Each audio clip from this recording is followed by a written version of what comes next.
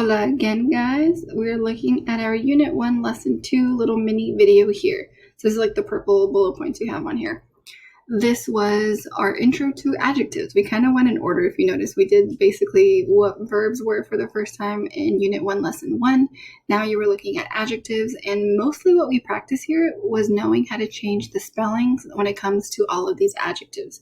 And technically some nouns as well, because we were talking about people, like how to say man, woman, child, all of that. Person, I think we also had. So the beginning of this was, or the vocab portion, like the know the definition section, was basically just learning adjectives. Adjectives are words that you use to describe. So we were learning how to describe yourself and, of course, other people or even other things. Even though we talked about people, you can describe like your phone as being big or something like that, but just descriptions. There were technically two types of descriptions. You had the appearance, like the way something looks, description, and you even had like hair color thrown in there. You had only 3 hair colors. You had pelo castaño, which is dark hair, or brunette if you consider that word to be better, pelo rubio for blonde hair, and then pelirrojo for red hair. The second version of the adjectives that we had were like personality words. So if someone was, for example, nice or funny or intelligent or athletic, basically the way someone acted, then you had that list as well. So the big thing, and this is all found on page 75.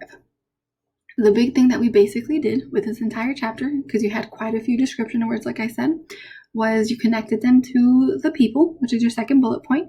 We had words for like hombre, man, mujer, a woman, chico or chica for like a boy or a girl. You also, I think, had like amigo, a friend, or an estudiante, a student, a maestro or maestra, right, a teacher. But depending as to who you talked about, you had to change the spelling of your adjective. So as an example, if I was saying that a boy was tall, I would say chico alto, right? Boy and tall have to match. If I put like alta, then I'm technically supposed to talk about a girl. So then the word chico wouldn't fit. I should be saying chica because my word was alta, stuff like that. Or if it was like a lot of people that were tall, for example, like a bunch of girls on the volleyball team were tall, I would say chicas with an S, altas with an S as well. So you basically learned how to change the spellings. The only thing was that there were a few, not a lot, there were 4 words that don't necessarily follow these specific change the spelling rules. So if you notice the last bullet point that says noun adjective agreement, that's basically what that is. Making sure that your noun, your boy, girl, TV, whatever, right, pizza, whatever thing you're talking about, matches or agrees basically with the adjective that you're talking about. So is the pizza big? Is the pizza small? Is the pizza delicious, right? Whatever you're describing it as, it has to have the right spelling. Basically, that means using A's, O's, S's, wherever you need them. So the special words were, for example, grande for big. It does not end with an A or an O, so you cannot add an extra A or O, basically. So grande would be the same word, even if you're talking about, for example, if it's a big guy or a big girl, you would describe him as grande, always. Same with the word inteligente, or intelligent. Does not end with an A or an O, so if it's a guy who's smart or a girl who's smart, you still say inteligente. You also have the word joven, Joven. That means young. So if it's someone who is young and it's a guy, you say joven. If it's someone who's young and they're a girl, you still say joven. So joveno or jovena do not exist. These words, though, do still need to have S's when you're talking about like more than one person who's young, or more than one person that's intelligent or smart. Or that's the same word, sorry, or big, that's what I meant. So you still can make them plural, but you just can't put O's or A's for the most part. So like grande become grandes, ES at the end. Inteligente, same thing. Inteligentes, ES at the end. Joven, because it ends with an N, you actually have to put the E before you put the S, even though you didn't have to for the word grande or inteligente because the E was already there. So jovenes, Jovenes. I'm just saying that lots of people are young or were young. The last word that kind of half fits this is the word for hardworking. It is trabajador. It's also found on page 75, so take a look for it. If you're talking about a girl who is considered hardworking, or a woman, but a female of some kind, then you would call her trabajadora. So it does have an A, but it won't have an O. So if it's a guy who's hardworking, trabajador. If it's a girl, trabajadora. If it's lots of people who are hardworking, you have to put the ES again.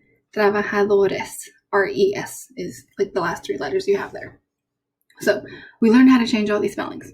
These endings, O's, A's, S's, are going to follow you for your entire Spanish career. So don't forget that rule. You also had something called articles, which basically are the words for the or the words for a/some, depending on the chart you're looking for. This is also found on page 75. And you can find like the bigger version of the chart on page 61.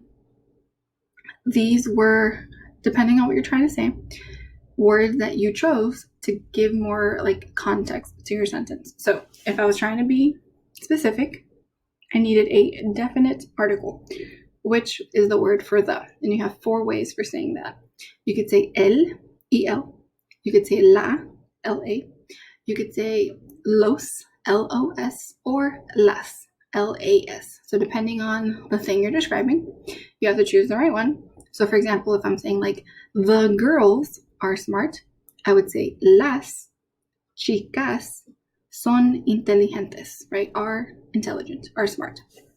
If I'm saying only one girl was, I would say la chica es inteligente, right? Don't put S's on them. So you had to choose the right word. If you were being more general, so it's not like the girls, like all of these girls in class are super smart. If I'm just saying like a girl or only some girls are being smart or whatever they're being described as, then you choose a different word. The words for a are un, U-N, or una, U-N-A. You have to choose the one that you need depending on the person you're talking about, or people, if there's more than one. If it is more than one, then maybe it's not a girl that's smart, maybe it's some girls. So if it's some, the 2 words you can choose are unos, U-N-O-S, and unas, U-N-A-S, right? It just depends as to who you're trying to talk about. So all of these spelling rules you basically use together to make sure that whenever you're writing a sentence, if you're describing your friend or yourself or whoever, everything has to match itself.